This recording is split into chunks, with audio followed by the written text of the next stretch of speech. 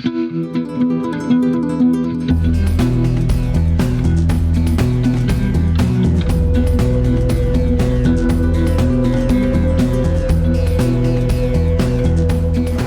would you like to learn more about what we're showing here? Yeah, well, what's going on?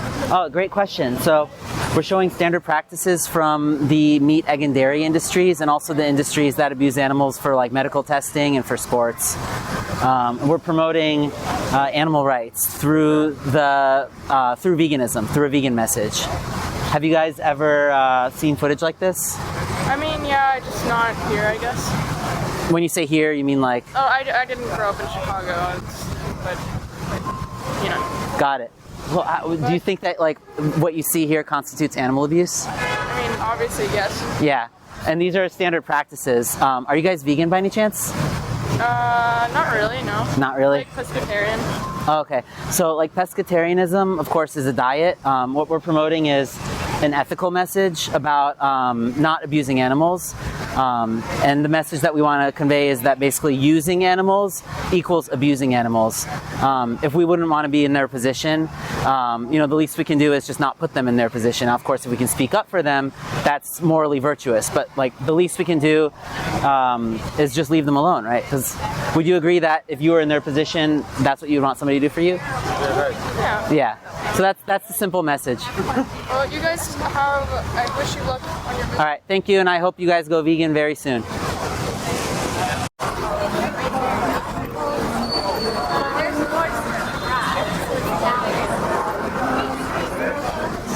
Hi, would you like to learn more? Yeah, I'm just You're curious about what we're doing? yeah, I care about it. So what is Great. So what we're doing is we're showing standard practices from the animal agriculture industries, like meat, egg, and dairy industries. Yeah. Also for animal testing and for like horse racing and that kind of stuff, just like animal abuse in general, basically. Yeah. Have you ever happened to see any footage like that before? I've seen that, and as a matter of fact, oh, is that a hot grill?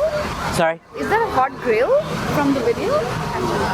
Yeah, the pigs are on some kind of grill, and that's showing the thumping. So if the pigs, they don't grow fast enough, the ones that don't grow fast enough, it's called blunt force like killing or something. They just get held by their legs and just whipped on their head. I don't know, why would you want to make this thing so cruel? Yeah, and in fact, for pork, the most like what's called humane in the U.S., certified by the U.S. What's it called? Society of Prevention for Cruelty to Animals. They sign off on gas chamber killing for pigs. It's considered the most humane. Have you ever, you open a Sprite can, a little gas comes out, it burns if it gets in your eye or something, kind of. Imagine that gas, but it's being pumped into the room that they're in, and it's burnt. They're breathing in, right? It's filling up their lungs, and it burns. So they're easier to kill. Because otherwise they can fight back more, and then they can injure the workers. But workers already, they get injured a lot.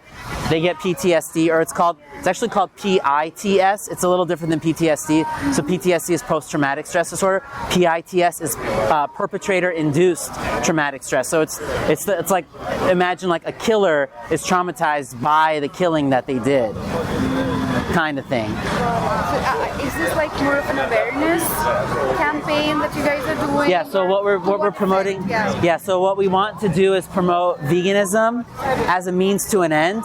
So the end that we want to see is for animals to no longer be commodified and used. So we don't want to make an animal into property, basically. We want to treat them as fellow beings, like we share the earth with them. We want to respect, like we're not going to say that cows should be driving cars, right? But we're just saying like the very fundamental rights, like, bodily autonomy, like let's leave them alone.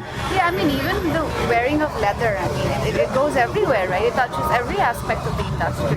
People often don't talk about that as much, but I feel that even that's another use case, right? Sure. And people will talk about like, wool, for example.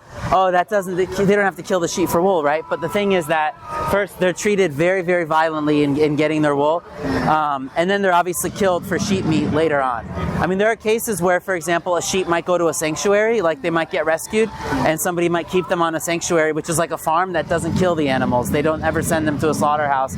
They let them live there. And those sheep, they might grow a lot of fur. And the people who run the sanctuary, they might trim that fur off, because for that sheep, they've been bred to produce so much more wool, like than they normally would in the wild. So it's actually doing them a favor in that case, because they're otherwise their skin can't breathe, they sweat too much, they get too hot. In that case, it's okay. But like as an industry, you know, then it's bad, right? Same with like chickens. If you rescue a chicken, they produce eggs in your backyard. If you start taking those eggs, you're basically going to repeat that industry all over again. So the best thing if you rescue a chicken, don't repeat it. Just let them eat the eggs themselves, or cook the eggs and feed them back to the chickens. You know, in any case, if we don't have to use the animal, then it's always the more compassionate choice just to leave them alone. You know, and we have like, you know, grocery stores, Whole Foods, Trader Joe's. You know, we have so many grocery stores. You can just you can literally buy everything that you need to be happy and healthy. I mean, everybody here who's in the anonymous for the Voiceless shirts and or like wearing black as part of the demonstration, we're all vegan. Like I've been vegan almost 10 years. I stopped eating animals about 12 years ago. And it was just when I looked in these industries, I said that I don't want this happening in my name anymore. Like I don't want to be paying for this if I have a choice not to. Now let's say that like somebody is in a situation where they have no money, they live on like the edge of a mountain, there's maybe no rain falling, they're not able to grow crops, and let's say like they have a chicken and like the only way that they're going to survive is by killing that chicken and eating them. It's still horrible. It's sad for the chicken, but I'm not going to say that those people did something wrong. Because if I was in a situation, right, they didn't have a choice. So I think they show us. What about you though? Do you think you would have a choice to be vegan? I attempted. I'm from India, so I attempted to be vegan. I found it limiting because sourcing vegan stuff is expensive, and when you're not able to source it, the other option is you make it yourself, right? You bring the cashews and you churn the milk yourself, things like that. You make it cheap. So I went back to being like non-vegetarian because of those reasons. It was hard. So do you know why? But things are changing, Things are changing. Availability of vegan ingredients and packaged food is becoming more rampant. Sure, and the more we buy, the more we support it, the more it increases. But the other thing that I want to mention is that subsidies going from our taxes are actually what's propping up those industries that are killing animals and abusing them. And that's why it's artificially cheap. Like, can you imagine? Because they're all being fed plants. So it's automatically, it has to be more expensive than being a consumer of plants alone. And I mean, the cheapest foods are like the rice, potatoes, beans, pasta, lentils, bananas, potatoes. Those are the cheapest foods. Even in countries, you know, I've talked to people from India who say that they're basically vegetarian or vegan or plant-based, or even people in Turkey, for example, as I'm from Turkey, they say like, it's not even a choice, it's just meat's too expensive. Because in a lot of countries, I think it's not quite as subsidized as it is in the US, maybe. Right. Do you also have visibility into states or countries which follow like cruel practices and the ones which have moved on from that and are following more humane practices in the industry? It's a good question. So the way that we see it is that all use of the animals is abuse. We don't tend to focus so much on one specific industry. For example, like a lot of people will focus on the killing and they'll say, how about, like I mentioned, for example, wool, or people mention dairy and say, well, why doesn't somebody tell these vegan idiots that you don't have to kill a cow to make milk?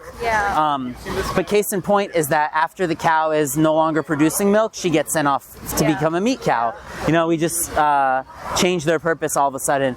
Dairy is actually, I would say, worse, because the cows that get raised for meat, they get killed at around 6 or 7 months of age sometimes, most of the time. Whereas the cows that are raised for dairy, first they don't choose to get pregnant, right? And to get them, the calf is also kind of taken away. But even, you know, besides what they do to the mother and her baby, they have to get semen from a bull, right? Like to make her pregnant. So the way they do that, there's like 3 different ways or so. One is they use what's called an electroejaculator. They put it in the butt. So I won't tell you. That's okay. If you don't want to hear it, I won't tell you. But no, because I've seen all of that, and that made me turn vegan for whatever little time I did. So I'm aware of all the harsh realities of Yeah. the industry. And it's sexual abuse, right, to these animals. Yeah.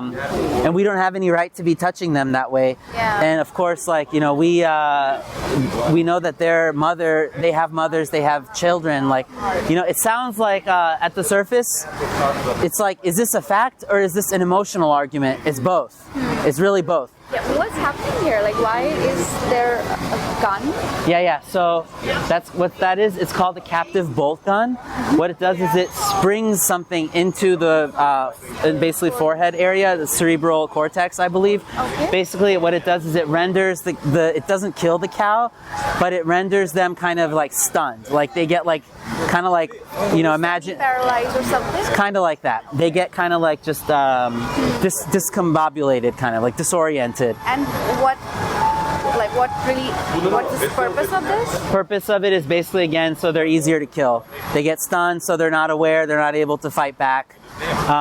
The industry would like people to think that when that happens that they become unconscious, but it's certainly not the case. Like, you can They're very much. scientifically speaking, there's no way that it renders them unconscious, and it's you know, it's not affecting their brainstem. It's their cerebral cortex. It's like higher level processing. So, what do you think would be stopping you from deciding to become vegan after this conversation? Myself, I mean, it's all internal. I mean, nothing. But what is it like? So there's sometimes, you know, people will say, I love the taste, or I have certain convenience things, like I drive home from work and I stop by here, this tradition I have to do every year. Like, what is a habit or something? What is it? Yeah, I think convenience, for sure. Yeah. Would you be open to getting... I'm actually a pescatarian, so I took baby steps. I thought, let me stop eating at least slaughtered meat, right? It's no justification, but it was just a baby step for me. So I stopped eating. Fishes still get slaughtered though, I right? know I'm just saying what worked for me, like step by step. So I kind of stopped eating that, and right now pescatarian. So I just consume seafood. It's the only meat I consume. How do you feel about things like testing on animals, like for like makeup and stuff? Do you buy like cruelty-free, vegan, all that stuff? Yeah, I do check for that. That's great. Yeah. So and I've like stopped having leather. you mentioned leather, yeah. So Yeah, it sounds like you know, and you stopped. Like, you know, people Yeah. don't always stop. Like, the fact that you stopped says that you actually care about this. Yeah. Like, you have compassion for them. I can tell from your you know, just your facial expression as you're watching them. Yeah, and also because when I brought home a dog, that changed everything for us. Yeah. They become part of your family. Yeah, and I think that's what makes people look at animals differently, because you tend to understand and relate to and receive the dog's emotions. Isn't that funny how that happens? Same with like if a kid, they really want to go to the zoo, right? Because they're like, oh, I love animals, I want to go to the zoo. But when they become an adult, they're like, oh, wait, they're in prison here. Yeah. You know, the same reason that makes you want to go to the zoo is the reason that you don't like the zoo, when you get older. So what do you think you'll do? Keep taking baby steps, or do you think you'll just say like, hey, I'm against this and I hate this? No, absolutely. I mean, I do want to have a milestone defined for myself. You can. All you have to do is just. There's the YouTuber named the Vegan Teacher. I don't know if you ever heard her, but she has a song.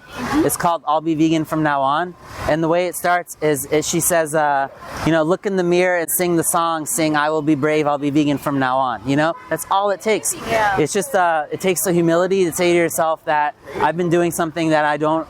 It's not me. It's not like how I want to live. Yeah. And then not caring what anybody else thinks. Yeah. You know? I'm sure it's never about, as I'm saying, external factors. It's all in you.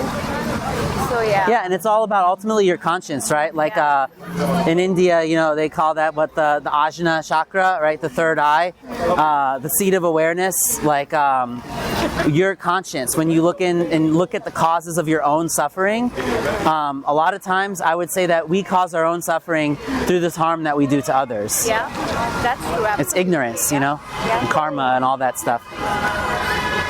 Really nice chatting with you and kind of reinvigorating my senses towards how I feel about being a vegan. So thank you for that. Yeah, I'm glad to hear that. And, you know, we want people to know that until they go vegan, they are going to be participating in the worst, you know, atrocities against animals. So encourage you to not take your time and just to make a decision, you know? Yeah. that's a good next step for me. All right. Well, thanks so much for stopping. All right. Have a good one.